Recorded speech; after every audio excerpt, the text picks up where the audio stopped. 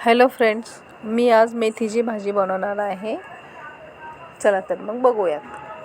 कढईमध्ये तेल टाकले आहे. कमी तेलामध्ये करूयात आपण मेथीची भाजी.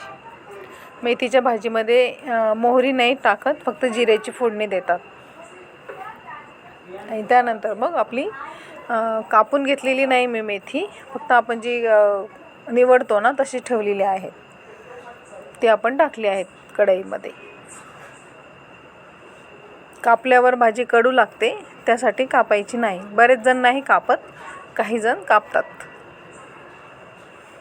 हे बघा, छानपैकी हलवून घ्यायची तिला आणि त्यानंतर त्याच्यामध्ये मीठ टाकायचे. हे बघा, अशा पद्धतीने. आणि अशी जर केली ना भाजी तर ती पटकन शिजते आणि टेस्टी पण लागते.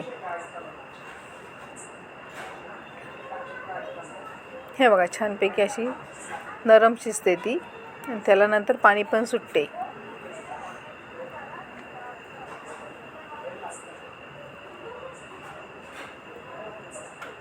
चला तर मग आपण त्याचं वाटण तयार करून घेऊयात.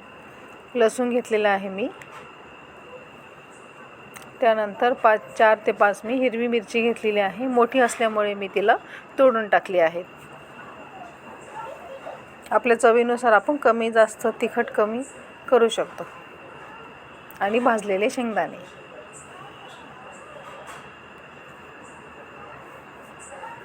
याचं आता आपण वाटण करून घेऊया. हे बघा, वाटण आपलं रेडी आहे. त्याला आपण फोडणी देऊयात आता.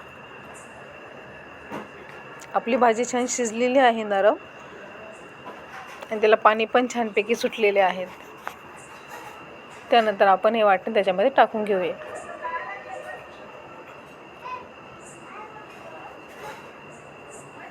हे बघा, छानपैकी हलवून घ्यायची.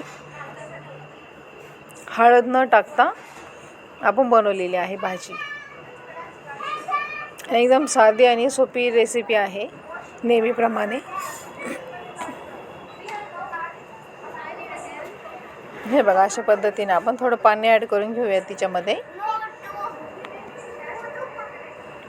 पाणी ॲड करून झालेले आहे आपले.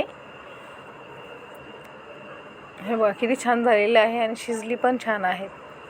आणखी आपण थोडं पाणी टाकूयात तिच्यामध्ये, कारण की भाकरसोबत जर खायची असेल तर आपल्याला थोडं पाणी जास्त लागेल भाजीला. हे बघा,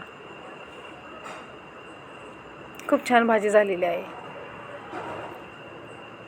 आणि मेथी पण खूप छान होती, त्याच्यामुळे भाजीची टेस्ट पण छान आलेली आहे. हे बघा,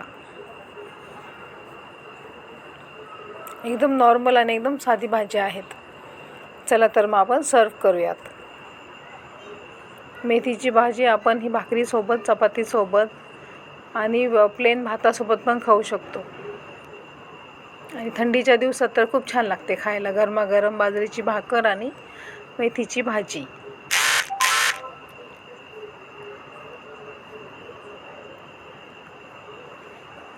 चला तर मग, रेसिपी आवडली असल्यास लाईक करा, शेअर करा, कमेंट्स करा, सबस्क्राईब करा माझ्या चॅनलला. हे बघा, खूप छान झालेली आहे. नक्की ट्राय करा आणि सबस्क्राईब करा चॅनलला.